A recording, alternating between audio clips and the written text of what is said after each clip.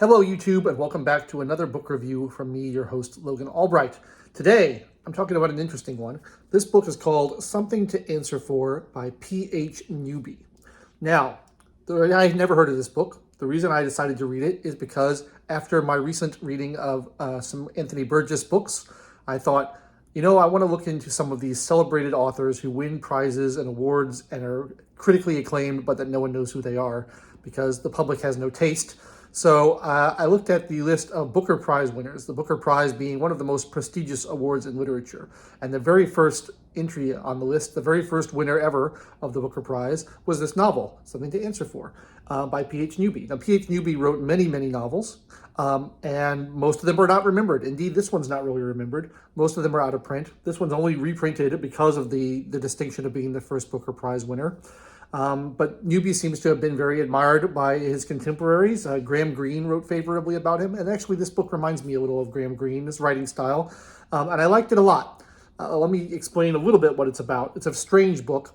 It involves a British Englishman named Townrow, who is headed to Port Said in Egypt because his friend has died and his friend's wife is convinced that he was murdered and she wants him to come and investigate. And at the same time, he's going to try to con her out of her husband's money while he's there and get some of it for himself. He's a little bit of a dishonest, shady character in that respect. He's like a fund manager who's embezzling from the fund that he's required to manage.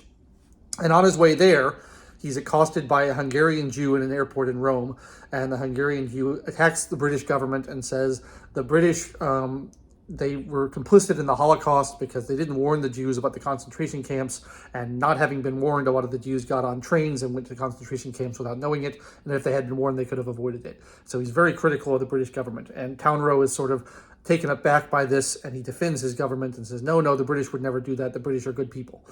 But this seems to kind of stick with him. It sticks in his craw. It gets to him. He brings it up a lot over the course of the novel. So he gets to Egypt. He gets promptly accosted and beat up and has a head injury for the rest of the novel, which sort of informs the increasingly delirious state of the prose.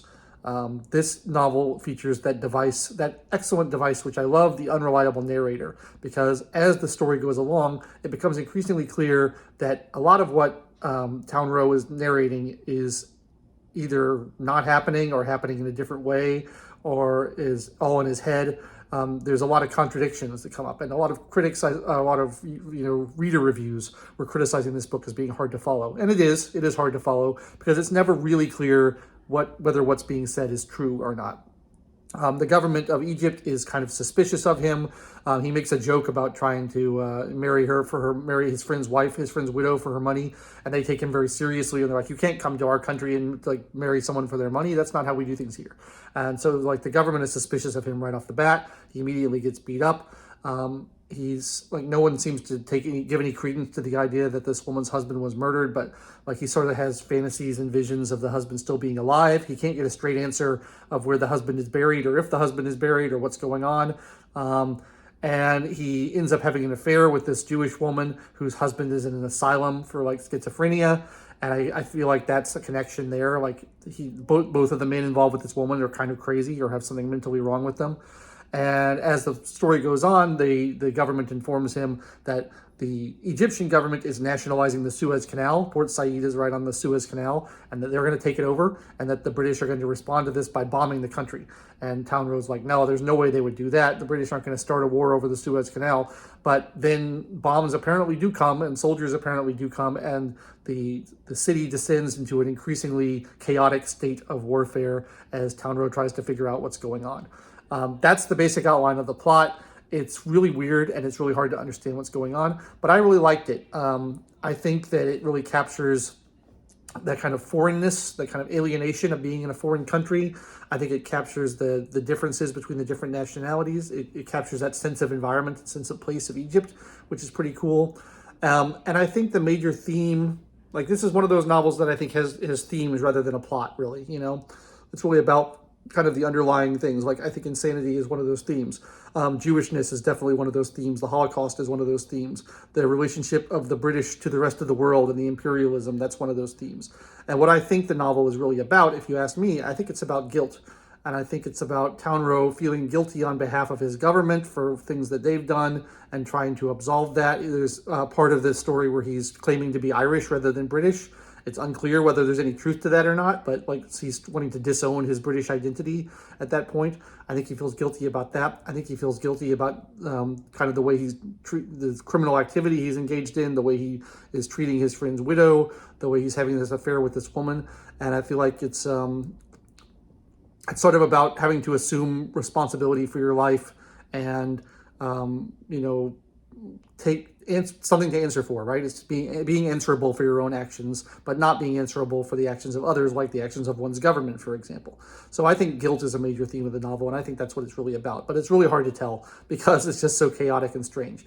Another book that I really was reminded of while reading this is one of my all-time favorite novels, Ice by Anna Kavan, which I've gone on and on about on this channel because I love it so much. But it's got a very similar feeling of the narrator is unreliable. You don't know whether they're saying is true or not. And there's clearly things in there that are hallucinations or fabrications or something. I don't like this novel quite as much as that one because that's an amazing novel, and this one's just pretty good.